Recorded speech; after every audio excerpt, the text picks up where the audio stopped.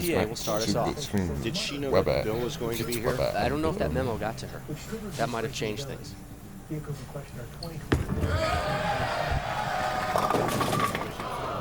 Light in the pocket there. And guys, I don't want to rain on anybody's parade, but I watched the guys in warm-ups prior to the start of this match, and it did not look pretty. I mean, I didn't see a lot of strikes being thrown. The old pattern's starting to kind of blow apart, and they didn't look real comfortable out there. He's predicted below 200, maybe. It wouldn't surprise me. So O'Neal starts this one off with a spare up now. Pete Weber. A 34-time winner on tour with 8 majors, triple crown winner and PBA Hall of Famer. From St. Ann, Missouri, PDW, Pete Weber. Always a crowd favorite, particularly when he's bowling again for the tournament named in honor of his father. Randy, do you think it's more pressure on him to try to win his dad's tournament? Without question. He's had some problems on TV as well. Made this show last year. I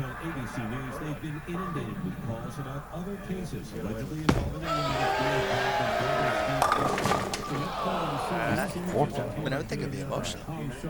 Yeah. I mean, you know, Pete bowled in the shadows of his dad for a lot of years out here, and then when he surpassed Dick in titles, you know, he kind of separated himself from Dick and became his own, you know, became his own identity. So, but there's still a tremendous amount of pressure. I know that he wants this tournament just as much as the U.S. Open. This is his third consecutive show in this event, and he has had some struggles the last 2 years here.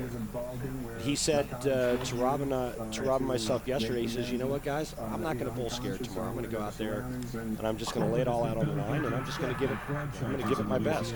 I can't bowl with fear in the back of your mind. He almost missed that single pin spare conversion there. You saw him walk away going safe. You know, let's get this first frame out of the way. Everybody's got a spare. We're nice and even. Let's start here on the second. He spoke with ABC affiliate KTKA about covering the Super Bowl. Weber knocked him 10. He won the 03-04 61st edition of the U.S. Open right here in this facility. This is a house he likes, Randy. Yeah, he really does. There's a trademark high backswing. You see that hand flip around and then the open hand release. Pete creates a tremendous amount of axis rotation, probably more so than any player on tour. I'm going to say the crowd's behind Pete. It's a little more exciting when something good happens. That's how you blow it. Come on. So O'Neal, the jack of his own to match Weber through 2. We're talking about all the attention Kelly's gotten since winning the TOC last Sunday, and good folks over there at CBS had it on in the morning show. And ESPN took her through the, what's the term they use with it? The car wash? The car wash. Yes. Find a show, put her on the show. She got so big, I didn't even want to have her on the BS report. I didn't want to get turned down. She podcast. No. We could have put in a good word for her. Here's all the media appearances. She's available next week if you want to get her on the podcast. I don't like to get turned down.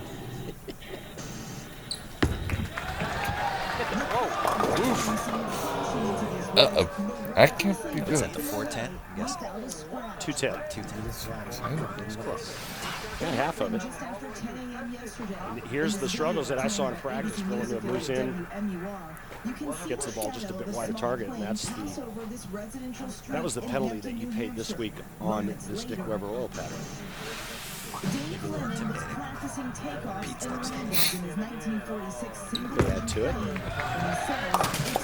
Open frame there for O'Neal. This is 4th top 25 finish of the season. But all those finishes have been in the top 3. You know, he's won once, third to third, and now what's in store for he and his fiancée, Christy White. The two of them going to get married in May. Off week for the PBA next week, so Bill and Christy are going to go back home to PA and It's a good job by Bill there. do some wedding planning, some cake tasting. Good use of your time. You sent your condolences to him already, didn't you? I congratulated him, and I gave him condolences as well. Here's Weber, bottom of the 3rd.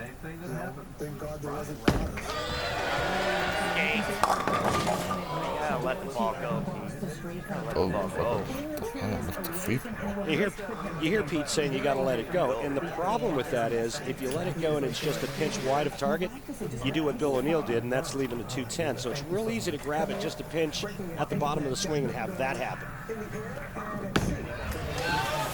Backslide action. Pete takes care of that spare, and here is Pete talking about the importance of his wife, Tracy. She means everything to me because she keeps me motivated. She keeps me in a positive frame of mind. And when she's not with me, I think I lack that. I think I lack a little thinking part. But she always keeps me motivated. She's always there for me regardless. I mean, I think she gets more mad at the pins than I do. Pete's got something proud of these days. It's a big suck-up job to do this. I'm impressed. Randy was touched. He touched my knees. That was happening. He does that. What a beautiful shot. Look at Straps. Tracy with something to blow. She's got her game face on right now. Pete Weber up 12. The conclusion of Weber O'Neill when the PBA on ESPN returns live.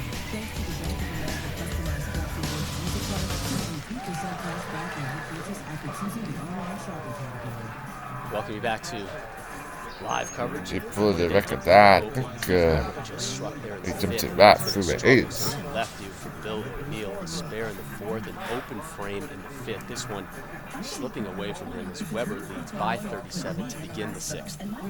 It got super awkward there with the open frame. It's one thing I didn't expect there to ladder is how awkward it gets if something bad happens. Bill O'Neill, he's lost out there on the oil patterns right now.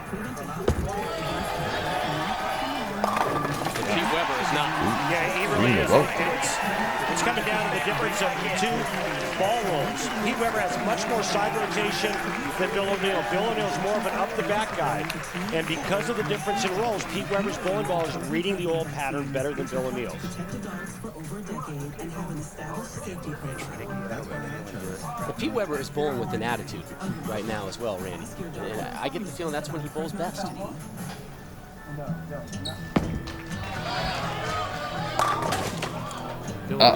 Great shots. Yeah, he's lost. And again, you know, it all boils down to ball reaction. You talk about Pete Weber feeling it, bowling with an attitude.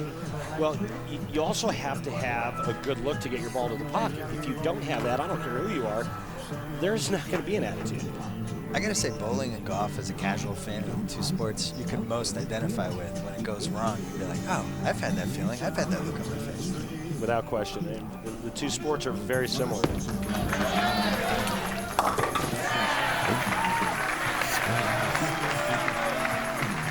All right, let's take a look again at ball rotation. Now watch the form of Bill O'Neill. Look at his hand and how much up the back he is at release.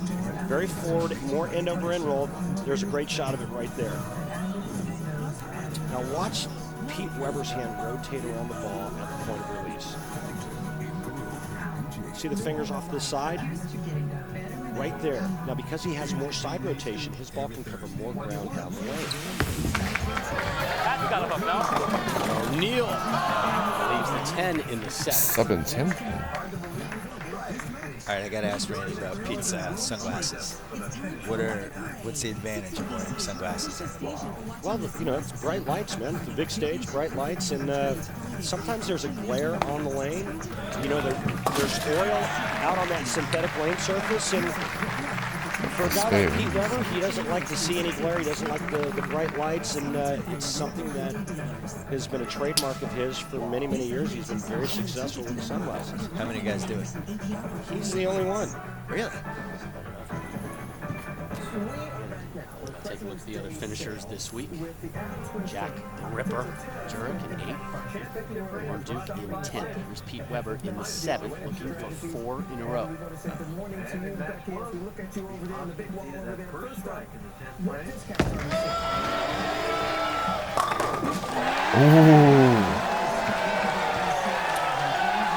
Fucking handbone shot at Mr. Rooks. Right back at you, PD Dub. Best handbone sign of the year, by the way. Good job, Fountain Valley.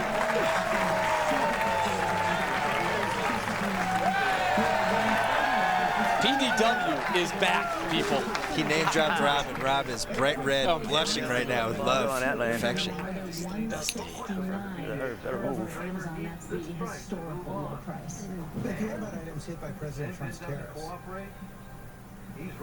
Yeah, we think some of those helicopters could hit and affect us. The Pentagon. I think about anything that you want. Uh-oh. Get 5 in a row there. Ouch. And again, you just saw how sensitive the oil pattern is. That was a pretty good shot that was just maybe an inch right of where he can get it, and he pays the price with a 2.810. Not a lot of room, not a lot of mistake area on the lane. I mean, this looks good the whole way, and it just hydroplanes. You know, Rob, Well, since but I was so- out here, up it to seems that like it's a one. foregone conclusion. I'd urge everyone to go on YouTube and look at some of Randy's old hairdos and mustaches from the 80s and 90s. If you have 5 minutes to spare. Which you did There's last some night. good ones. Yes, I thoroughly enjoyed it. Really, Bill? Really? Really? You had to go there? Bill, what was your favorite YouTube clip, by the way? Well, I watched the worst break in PBA history, which you actually collapsed like you were shot. I mean, it's unbelievable. Why was that such- So 1995, you basically need a strike and 6 pins to win the event. Oh, God. Do the replay first. In the last couple of shots, Bill O'Neill's made an adjustment, and it may be too little too late because the best he can shoot is 202. Pete Weber's already in the 2 teens. However, given the sensitivity of the oil pattern, anything can still happen. Door open. Just 2 strikes so far for O'Neill. Down 43, can max out at 202. We begin the foundation for a million. Back-to-back jabs now for O'Neill. Not over yet. Yep, Bill, that getting double back knee. to your comment on me leaving the solid 8 to lose, which was at that time a major event. I lost by 1 pin. Just so you know, I just got out of therapy. Oh, no. And you had to bring that up. Why was that such a big deal to leave that pin? Is that like the hardest pin to leave? Because in bowling, the solid 8 pin for a right-hander or a solid 9 pin for a left-hander is really considered the only natural tap in bowling. I'm sorry I brought that up. Randy just brought her a flask.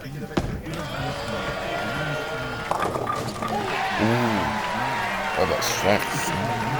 Another strike for PDW. That does it. And here is Pete on what winning this tournament means to him. It would be such a big honor to actually hand myself the trophy on Sunday. That would be the ultimate thing to do. But you know, I got 3 tough opponents to go through to get there. But, you know, winning this tournament would rank up there with the triple What about crown and the 4 US just Open. 9 pins? PDW needs 9 and 2 balls to advance.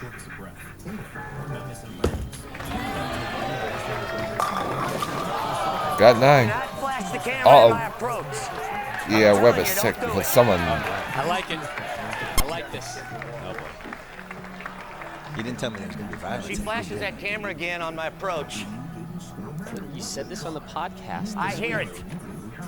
This is what you want in bowling. You want more anger. You want more. Don't do it again. I don't want an angry people. Well, wait a minute. Didn't you say you wanted gambling, fighting, and PEDs? I said, for bowling really to go to the next level, I think it needs to emulate the things that have not worked for other major sports. PEDs especially, I think, would be a PED scandal of bowling. I think that'd be a big deal. For those of you that don't know what a PED is, that's a performance-enhancing drug. Yes. Is it not? Yes, it is. And just to go back to Pete Weber's outburst over there, there's a photographer there on the side of the lanes who snapped the picture. And it tells you how important this event is to Pete. And he realizes one bad toss due to one errant photograph snap could cost him the title, and this is the title that means the most to him, and a 10 that won't drop. All right, Bill. Thanks. But I like seeing Pete with this attitude. You know, it kind of reminds me of old school Pete Weber when he was the vigilante out there. He was the guy wearing the black hat at times. Hey, he doesn't play, man. Don't get in the way of what he's trying to accomplish. I'm afraid to look at him. Well, it sounded like it was her. Divert your eyes. Pete Weber moves on. When we return, a clash of the Titans. That's a Pete great Weber match. taking Like on and subscribe. Walter Ray